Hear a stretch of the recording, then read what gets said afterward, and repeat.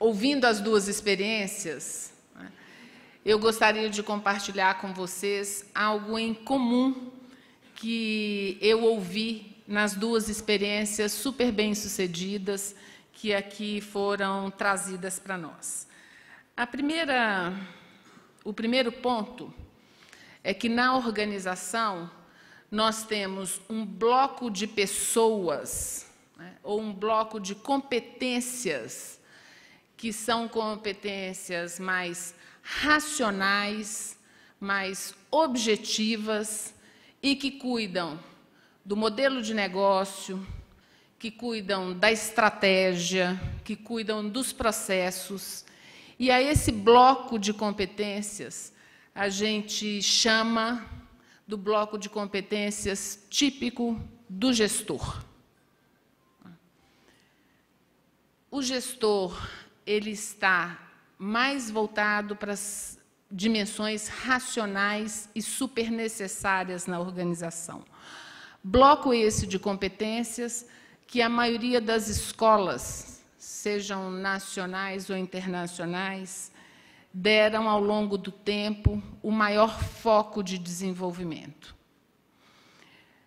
Ouvi também que temos um outro bloco de competências, que são as competências ditas mais soft, que, na verdade, são muito mais difíceis de serem desenvolvidas, que são as competências de liderar pessoas, inspirar pessoas, escolher as pessoas certas para o lugar certo, que é o bloco que inclui a competência de articular adequadamente a cultura, seja quando ela tem uma parte azul e uma parte vermelha, seja quando é preciso mudar a organização de uma organização com uma cultura 1.0, 2.0 ou 3.0 para uma cultura 4.0.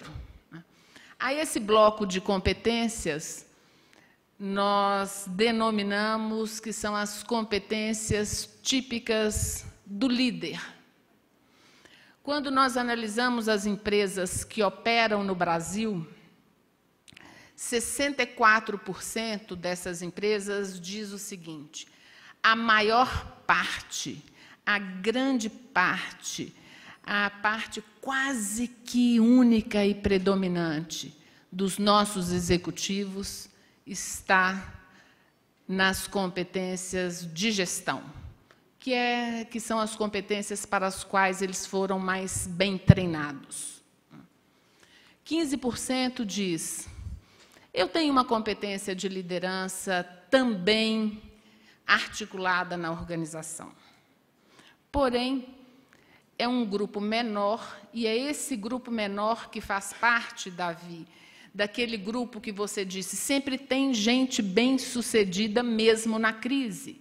Em todos os setores tem empresas que são empresas que se destacam do ponto de vista de desempenho de uma maneira consistente. Essas empresas reúnem de uma maneira razoavelmente equilibrada a competência de gestão e a competência de liderança, fazendo com que seu corpo executivo tenha uma visão de dirigente empresarial, esteja ele em qual parte da organização estiver, mas ele consegue conciliar a competência de processos, de estratégia, de racionalização, de cortar custos, essas competências mais objetivas com as competências mais subjetivas, mais inspiracionais, motivacionais e de articulação de uma cultura que sustente o futuro da organização. Porém, esse dirigente, ele olha para a empresa. Nós identificamos nas nossas pesquisas, e aqui nos dois exemplos a gente tem claramente esse grupo que, além de dirigente, que as duas experiências nos mostram, é o dirigente que nós chamamos de dirigente estadista. Aquele que, para além do desempenho no curto prazo, no médio prazo, da sua empresa, ele também tem uma ação que influencia o desempenho da sociedade na qual ele está inserido, que, no limite, vai ajudar que, no longo prazo, a sua empresa continue sendo bem-sucedida. Esse é o dirigente que nós chamamos de dirigente estadista, que nós identificamos em 7% dos executivos brasileiros. Esse dirigente estadista, ele olha para dentro da empresa, ele olha para o entorno, ele não reclama, ele constrói um país melhor, e, mais do que isso, ele traz significado para a alma das pessoas. E esse talvez seja o ponto mais importante no momento de crise, que as pessoas tenham um significado, tenham um propósito maior para que elas possam atravessar de uma maneira razoavelmente serena as turbulências de uma crise. E a esse dirigente estadista, ele tem uma característica muito bacana na nossa visão, e guarde essa palavra, que é uma característica agridoce. Ele, ao mesmo tempo, ele é desafiador, ele toma decisões duras, ele toma decisões difíceis, e, ao mesmo tempo, ele cuida, ele inspira, ele traz a alma das pessoas para dentro do jogo.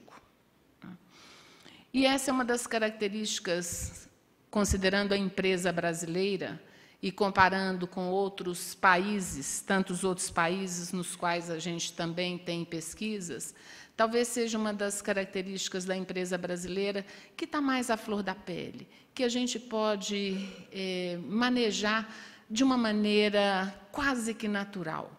Como que nós trazemos o significado para a vida das pessoas, como que nós trazemos o significado para a alma, para a empresa e para o país. Se nós reunirmos, né, ao mesmo tempo, a característica agridoce do dirigente estadista, com muita coragem, com muita disciplina e com a vontade de construir um Brasil melhor, de construir uma empresa melhor e pessoas melhores, nós passamos pela crise de uma maneira mais fácil. E aqui, um último ponto. Nós temos feito alguns estudos, junto com equipes de colegas do INSEAD, que mostram que países emergentes como o Brasil, né, países que estão em movimento, eles, mais rapidamente, eles movem de uma tendência ascendente para uma descendente, que é o que está nos acontecendo nos últimos tempos, mas essa mesma competência ou incompetência de fazer esse movimento, também é possível fazer um movimento oposto,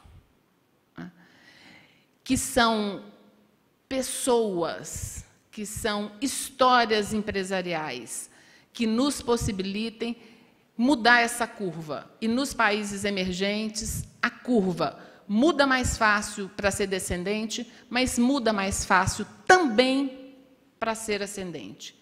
Está nas nossas mãos. Coragem, agridoce e significado para as nossas almas. Muito obrigada.